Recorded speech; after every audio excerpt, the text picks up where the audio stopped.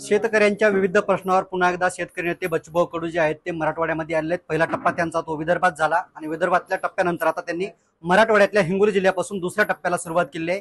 नेमका दुसरा टप्पा कसा असणार आहे आणि दुसऱ्या टप्प्याचं त्यांचं सगळं शेड्यूल कसं असणार आहे आपण त्यांच्याकडून जाणूयात। खरं तर भाऊ, तुम्ही आज हिंगोली जिल्ह्यातल्या अनेक गावांमध्ये भेटी दिलेल्या आहेत। परिस्थिती वाईट आहे हिंगोली जिल्ह्यातली, पाऊस सतत चालू आहे, पिके पाण्याखाली आहेत। काय तुम्हाला अनुभवाला भेटला आणि तुमचा दुसरा टप्पा कसा सुरू झालेला आहे? मला वाटतं आता शेतकऱ्याचं तर येणारी दिवाळी तर मला असं वाटतं का त्यानं काळे झेंडे करूनच पुरी करेल अशी अवस्था आहे। पाण्यात पिकं डुबले आणि हे सगळं नुकसान होत असताना सुलतानी जे संकट आहे राज्यकर्त्यानं अधिक निर्माण केलं। 11% आयात शुल्क कमी करून कापसावर पुन्हा कापूस उत्पादक शेतकऱ्याच्या छाताळ्यावर सुरा चालवण्याचं काम मोदी सरकारनं केलेलं आहे। विदेशातला कापूस 17,000 रुपये क्विंटलनं विकत घेऊन देशातल्या कापसाले शेतकऱ्याला 7,000 भाव भेटेन का नाही भेटन, कुठल्या शेतीमालाला हमी भाव भेटन असं सांगता येत नाही। सोयाबीन 3400 रुपयावर आली, निघाल्यानंतर 1000 रुपयानं कमी होईल। म्हणजे सोयाबीनचं इतक्या म्हणजे एकतर पहिले पाण्यात गेली, आता निघालेल्या सोयाबीनला कवडी मोल भाव भेटणार आहे। म्हणजे हमी भाव तर सोडाच, पण मार्केटमध्ये मागच्या वर्षीचे आताचे भाव 15-20 दिवसांना भेटन का नाही भेटन इतकी वाईट अवस्था आहे। आणि कुठलंही धोरण कुठल्याही हालचाली सरकारच्या कुठल्याही पद्धतीवर चालू नाही। एकतर मोठ्या प्रकारचं वातावरण दूषित करून टाकलं। या लढाईमध्ये शेतकरी व्यवस्थित बाजूने फेकण्याचा प्रयत्न, एक मोठं षडयंत्र या राज्यात चालू आहे। खरं तर दुसरा टप्पा सुरू झालेला आहे। दुसऱ्या टप्प्याचं शेड्यूल कसं आहे सगळं नेमकं? आता आम्ही हिंगोली, उद्या परभणी, परभणीनंतर नांदेड, नांदेडनंतर सोलापूर, सोलापूरनंतर जळगाव, जळगावला एक मोठ्या मोर्चाचं आयोजन आहे। आणि मग 18 तारखेला देशातले सगळे शेतकरी नेते माझ्या जन्मगावी बेल्लोराला इथे येणार आहे। ते राकेश टिकेत असेल, बाकीचे सगळे जे पंजाबचे आंदोलक आहे काही लोक, ते सगळे एकत्र येणार आहे। तिथून 19ला अकोला आणि मग दिवाळीच्या 3 दिवस आमचं पुन्हा उपोषण 19, 20, 21 3 दिवस दिवाळीचे आम्ही गाडगे महाराजच्या गावी उपोषण करणार आणि 28 ऑक्टोबरला आम्ही नागपूरचं बुट्टेबोरीचं महाअधिवेशन आम्ही करणार। सर, तुम्ही मागच्या उपोषणावेळी काहीतरी 2 तारखेचा 2 ऑक्टोबरचा अल्टिमेट सरकारला दिला होता, त्याचं काय झालं पुढे? तर 2 ऑक्टोबर हा पावसाळा आमची काही पूर्ण महाराष्ट्रभर हे होत नव्हती, म्हणजे प्रचार प्रसार होत नव्हता। आणि दुसरं इतर सगळ्या संघटना एकत्रित येऊन पाहत होत्या, त्या एकत्रित आल्यानंतर त्यांनी दिलेली तारीख आहे। मराठवाड्यात मोठ्या प्रमाणात पाऊस पडतो, नांदेड जिल्ह्यामध्ये मोठी अतिवृष्टी झाली, अनेकांचे जीव गेले, जनावर गेले। महाराष्ट्रभर सगळीकडेच काही जिल्ह्यामध्ये परिस्थिती आहे। एकीकडे सरकार आरक्षणामध्ये गुंतलं ज्या त्या समाजासाठी आणि शेतकऱ्यांकडे कुणीही लक्ष द्यायला नाही। कसं बघताय सगळ्यात? कसं आहे, हे भावनातले विषय आहे। हिंदू म्हणून भावनेत येऊ शकतं, मुसलमान म्हणून भावनेत येऊ शकतं, दलित म्हणून, ओबीसी म्हणून, मराठा म्हणून, किंवा मराठी किंवा हिंदी सायडर म्हणून। या भावनेतल्या विषयामध्ये नेतृत्व सहज उभं राहतं, त्याला अधिक कष्टाची गरज नसतं का, त्याची जनताच त्याला मोठं करून टाकते आणि मोठ्या ताकदीनं उभे राहतात। हक्काची लढाई मात्र तेवढीच खाली जाते। तुम्ही आजपर्यंतचा इतिहास जर पाहिला तर असाच आहे। आम्ही पैशाची लढाई लढतो, अर्थभेद, जिसकी ज्यादा कमी मेहनत है उसको ज्यादा पैसा मिलना चाहिए। आता मेहनतच नाही आणि तरी पैसे भेटत असेल तर मग त्याच्यावर थांबलं पाहिजे, ब्रेक लावला पाहिजे। हे राष्ट्र निर्माणचं कार्य खऱ्या अर्थानं राज्यकर्त्यानं केलं पाहिजे, ते करत नाही। तुम्ही सांगा, ज्याला 2 पाय नाही, हात नाही, डोळे नाही, त्याला तुम्ही 1500चं 2,500 रुपये करायला आम्हाला 7-7 दिवस उपोषणाला बसावं लागतं। हे रामराज्य अपेक्षित होतं, हे छत्रपती शिवाजी महाराजांना अपेक्षित होतं, हे बाबासाहेबांना अपेक्षित होतं का? आणि मग अशासाठी जर आम्ही लढलो नसतो, आज अनाथालय आरक्षण नव्हतं, आम्ही लढलो म्हणून त्या अनाथालय आरक्षण भेटलं। त्याला जात माहित नाही, धर्मपंथ माहित नाही, गाव माहित नाही। आमचं सरकार या लोकांसाठी असलं पाहिजे होतं, पण ते झालं नाही, कारण जातीच्या समीकरणात राजकारण फार व्यवस्थित करता येतं आणि तिथं मेहनतीची गरज नसते, फक्त जबान चालवा लागतं। आणि जबानीनं शहराच्या शहर पेटताना आपण पाहिले आणि त्याच्यामध्ये आमचं सगळे राजकीय नेते त्याच्यात खुश आहे। शेतकऱ्यासाठी लढतो म्हटलं तर त्याची सगळी पॉलिसी काय, धोरणं काय, लुटते कसं, कशा पद्धतीनं त्याची हानी होते, त्या शेतकऱ्याला तेवढं समजतं का नाही समजत। मी आता शेतकरी एका सभेत विचारलं का आमच्या सोयाबीनला काय हमी भाव भेटले यावर्षी, एकालाही माहित नव्हतं। स्टेजवरच्या लोकांना माहित नव्हतं, त्यालाही माहित। ते जातीचं विचारलं तर लगेच सांगितलं असतं। तर ही कठीण लढाई आहे आणि त्याच्यामुळे याच्यात कोणी पडत नाही।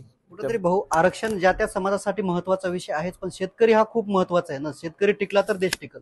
मी नेहमी म्हटलं, विधानसभेत पण म्हटलं होतं का आरक्षण भेटलं तर एका गावातल्या 10 लोकांचं भलं होऊ शकते घराचं, पण शेतीमालाला भाव भेटलं तर अख्ख्या गावाचंच भलं होते, आणि अख्ख्या गावाचं भलं होऊन तर तेव्हा अख्ख्या राज्याचं भलं होईल.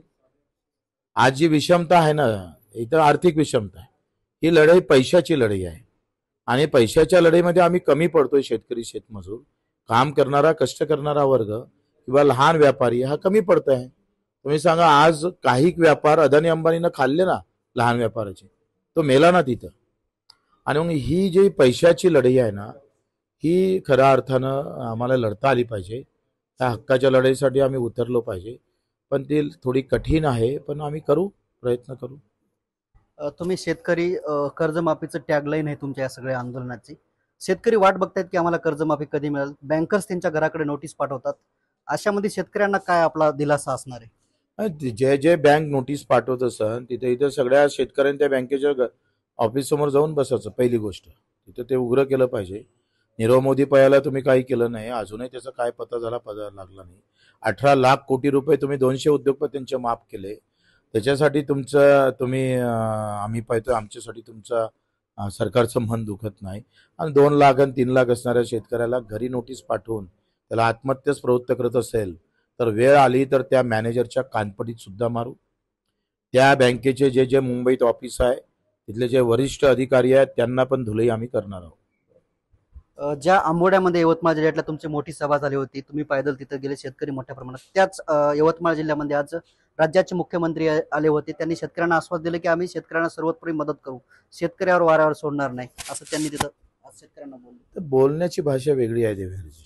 तुम्ही ज्या वसंतराव नाईकांच्या जिल्ह्यात गेले, त्यांनी केंद्र सरकारला त्यावेळेसच्या काळामध्ये पत्र पाठवलं होतं का शेतकऱ्याला मदत झाली नाही तर मी आत्महत्या करत.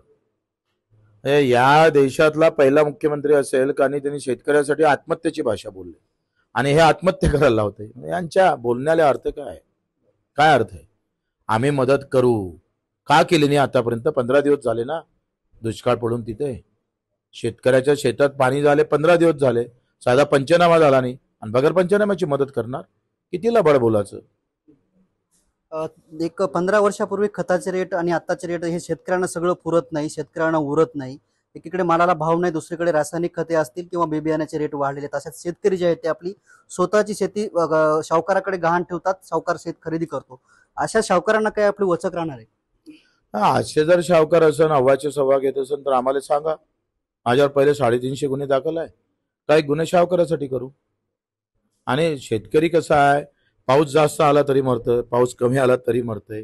बियाणं टाकलं जमिनीत तर अंदरचे किडे खातात, वरते आलं तर वरचे खातात, पक्षी, जनावर सगळे त्याला सगळेच भूक बुजून मग उभा आला आणि दाणे खेशात त्याचं धान्य हातात आलं का हे सरकार खातं, आणि मग सगळे इकडे मरते. तुम्ही सांगा, आज अर्धे अधिक 15 ते 20% बियाणं बोगस आल्यामुळे उगवलं नाही, 15 ते 20% औषधी बोगस आल्यामुळं कीटकनाशक तर म्हणजे कीटक तर मेलेच नाही, उलट पिकं बेकार झाले. आणि खतही बोगस आहे, 75% बोगस खत आहे. सगळ्या गुजरातच्या कंपन्या, गुजरातमध्ये 1% करप्ट नाही आहे, आणि सगळं भेसळयुक्त बियाणं, खत, औषधी महाराष्ट्रात येतंय. काही कोणावर वचक नाही. सगळे आमचे आके, रेती, 2 नंबरचे धंदे, गुटखा सगळे याच्यावर लागले. बिलकुल हप्ते चालू. शहराच्या आजूबाजूला मंत्र्यांना जमिनी घेऊन ठेवायच्या, मस्त राहायचं, तेच पैसे वापरायचे, निवडून यायचं. काही लेनदेन नाही आहे. तुम्ही मरान काय, जगणार काय, काही कुठलं काही पडलं नाही आहे. आणि त्यांना माहित आहे पैसा आणि धर्म टाकला का ह्या ज्या वेदनेची भाषा हे संपून जातं. दुसरं काय. राज्याचे उपमुख्यमंत्री अजित पवार यांचं एक ऑडिओ क्लिप, काय जे विषय चालू असेल अधिकाऱ्यांची दमदाटी, या दमदाटीकडे आपण कसं बघता? आणि माझं काय म्हणणं आहे का तुम्ही त्या खदानीसाठी आणि गिट्टे अशा लोकांसाठी फोन करताय, ही काही चांगली गोष्ट नाही आहे. तुम्ही तुमच्या खात्यामध्ये वित्त विभाग आहे, ते वित्ताचं किती असमतोल आहे ते बघा ना. तुम्हाला वाटायला पाहिजे काही.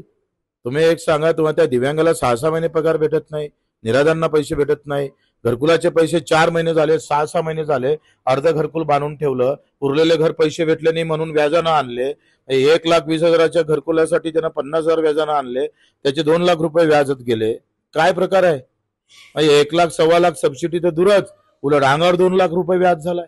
असे हे छत्रपती असताना कापले असते जागोजागी, जेव्हा जेव्हा भेटले असते तेव्हा. शेवटचा प्रश्न, कर्जमाफी संदर्भात सरकारला काही हिंगोलीतून अल्टिमेट आहे का?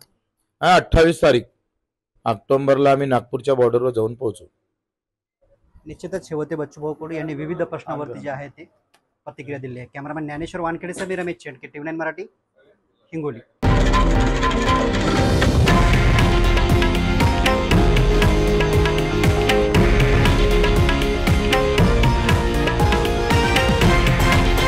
हे आहे देशातील नंबर 1 न्यूज नेटवर्क आणि आपण पाहत आहात TV9 मराठी, एकमेव.